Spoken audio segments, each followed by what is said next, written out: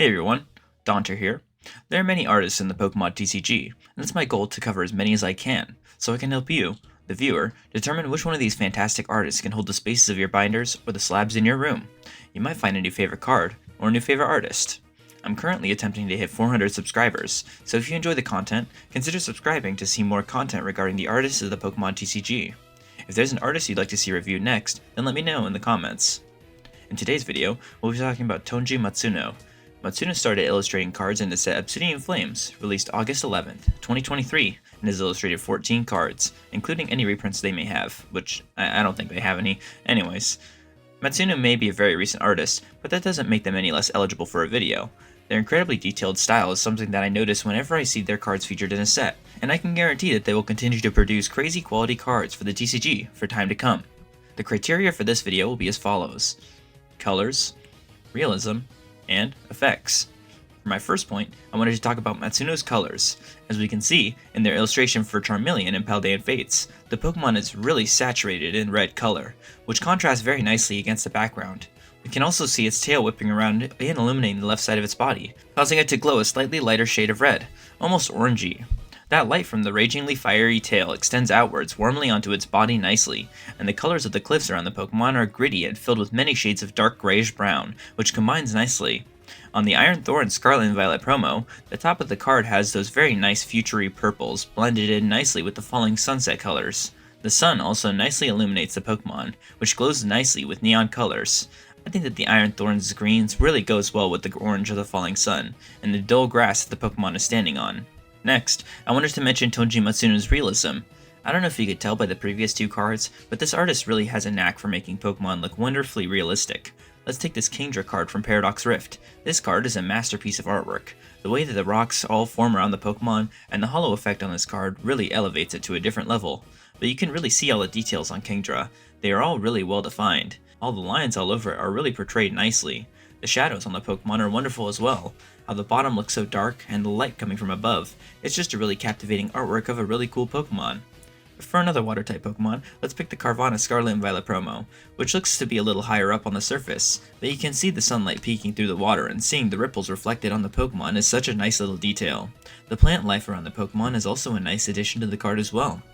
Overall, this Carvanha really feels like it belongs in this environment, which is an impressive feat in and of itself.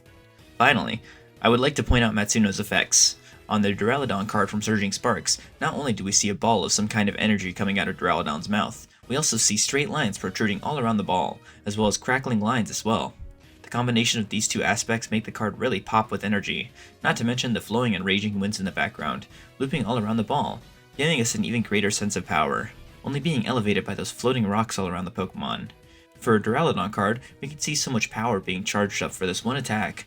In their Heliolisk illustration rare from Twilight Masquerade, we can see a Heliolisk running across the water. As it glides across the water, little droplets fly all across the screen, which are all painstakingly detailed nicely, being different sizes and shapes.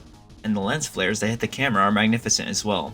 Not to mention the water itself, which is colored this nice almost tealy green, reflecting light off of it. The card is just hyper detailed, which is awesome to stare at. It makes this seemingly uninteresting Pokemon a lot more interesting. Now, let me talk about my top 5 favorite cards from Tonji Matsuno. In no particular order, here we go. Firstly, I wanted to redirect right back to that Helios card I was just talking about. I think that the nice green tint around the whole card is really blissful. The Heliolisk itself is really well drawn, with the one in the back being happy with a little smile. And I think this card is probably the best rendition of this Pokemon we've seen thus far. It's just a seriously impressive artwork that really grabs your attention. Next, I want to talk about the Kingdra Holo from Paradox Rift. This card looks so good in person that if it was a full art illustration rare, I could see this being an extraordinarily expensive card, because the art is just so nice on the card. I love that nice blue hue on the Pokemon, but also the very dark blue on the rocks and the underwater depths. It's a very impressive artwork that really caught my attention to the artist in the first place. Next, we have the Frogadier from Obsidian Flames, and this card is really gorgeous. This was one of Matsuno's debut cards, and man did they knock it out of the park on their first go. The pose of Frogadier is super dynamic, with the arms extended wide and legs all over the place. The striking water effects are really wonderful as well. Mixed with that blurry background, it really accentuates the actual Pokemon on the card. And next, I have the Iron Thorn Scarlet and Violet promo. I previously talked about this card, but I didn't mention this really cool effect that the card has. The actual Pokemon itself is really clear and pretty cool looking, but the background almost has this fuzzy Sahara-y effect. I don't know exactly how to explain it, but the background of the grass almost looked like it would in real life, with that kind of fuzzy effect that really adds to the illustration.